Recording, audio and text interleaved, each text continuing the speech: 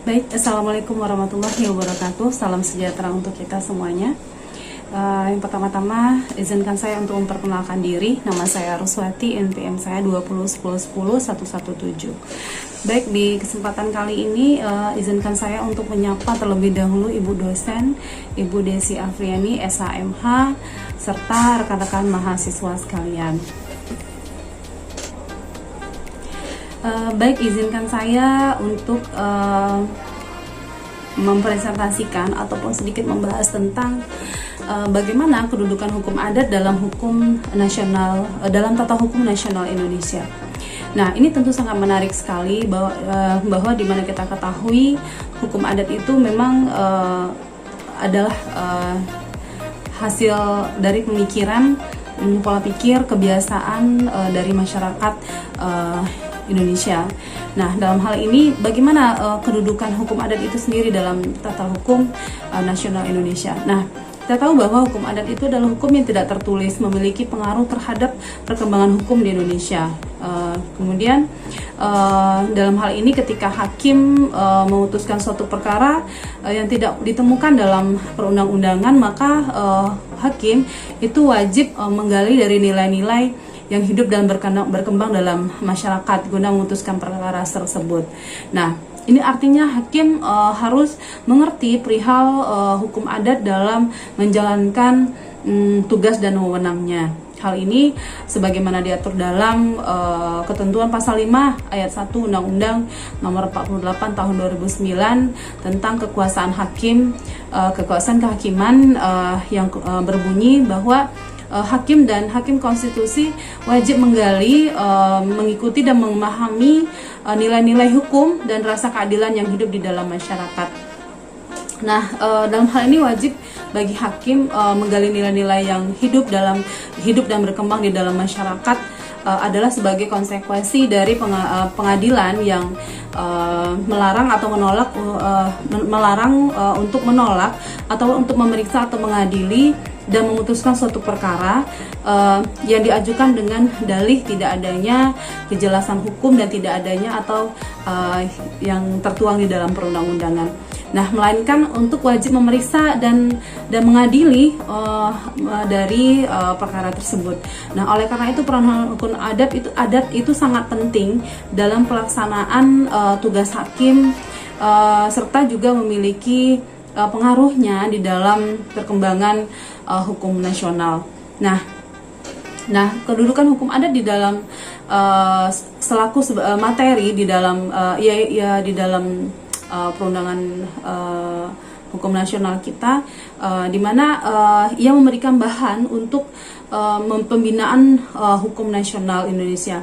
Nah, hukum adat sebagai bagian dari hukum positif selain memerlukan pembinaan yang diarahkan kepada kesatuan bangsa dan perkembangan pembangunan sebagai hukum yang hidup dan dengan kesadaran hukum rakyat merupakan salah satu sumber yang penting yang memperoleh bahan-bahan dari bagi pembangunan hukum nasional yang ada di Indonesia. Nah, kemudian bahwa hukum adat sendiri merupakan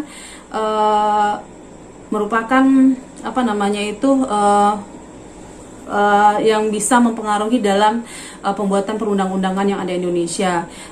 Dari bahwa perkembangan hukum positif Indonesia itu tidak terlepas dari peranan dari hukum adat dalam memberikan nilai-nilai serta pandangan-pandangan di dalam cita-cita masyarakat terhadap pembangunan hukum nasional, yang mana hukum adat tersebut diterapkan ke dalam perundang-undangan, peraturan perundang-undangan yang bersumber dari sebagai sumber dari hukum itu sendiri gitu. Jadi hukum adat itu dijadikan sebagai sumber hukum, dan hukum adat itu sangat mempengaruhi dalam memberikan nilai-nilai serta pandangan-pandangan dalam pembuatan hukum dalam hukum nasional Indonesia.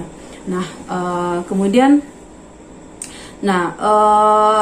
hukum adat juga dijadikan sebagai sebagai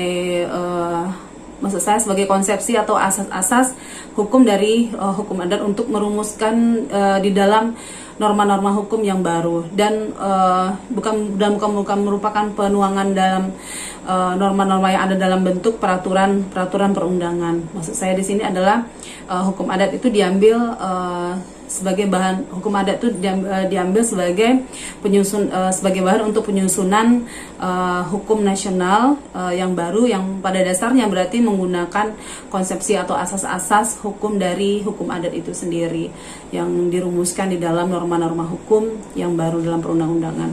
Nah, kemudian eksistensi hukum adat saat ini juga telah semakin pesat dengan adanya dari masukan atau pembiasaan dari hukum adat sebagai salah satu sumber hukum formil.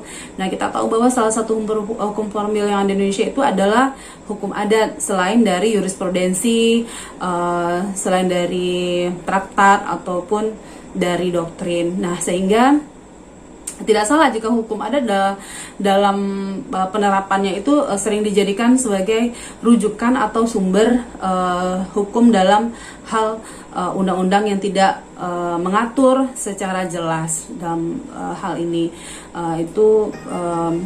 Hukum adat di sini hadir sebagai acuan untuk pembuatan dari perundang-undangan atau sumber hukum nasional kita. Nah, kemudian hukum adat juga dijadikan sebagai sumber dalam pembuatan perundang-undangan yang saya sebutkan tadi, di mana asas-asas yang terkandung dalam hukum adat itu dirumuskan yaitu di dalam bentuk peraturan-peraturan perundangan.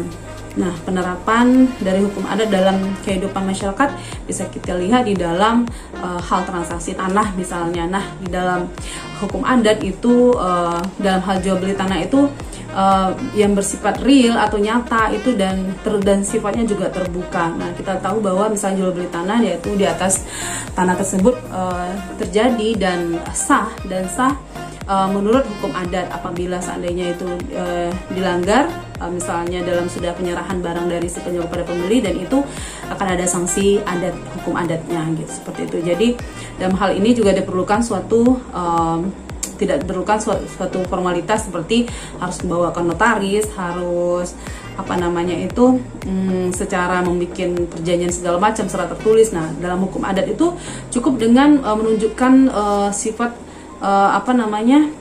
langsung terlihat bahwa ini ada si penjual, ada si pembeli, dan ada barang, dan itu cukup diketahui oleh salah satu nenek mama katakanlah atau apa yang ada di dalam masyarakat tersebut, dan itu sudah dianggap sah.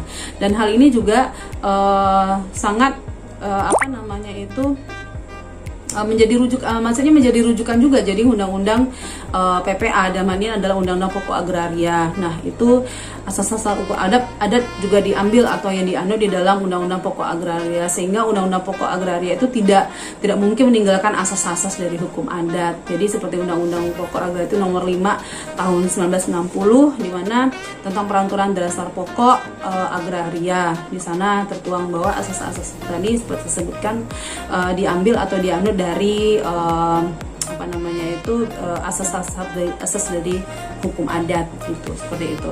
Nah, kemudian keberadaan hukum adat dalam tata hukum nasional Indonesia. Nah, ini sangat jelas sekali ya, bahwa yang kalau menurut Profesor Supomo mengatakan bahwa ada 3 hal yang menjadi yang diberikan pandangan oleh Profesor Supomo, di mana yang pertama bahwa hukum adat itu dalam rangka kehidupan di dalam masyarakat itu tidak akan pernah terlepas dari namanya hukum adat, dan hukum adat juga masih tetap menguasai dari masyarakat Indonesia.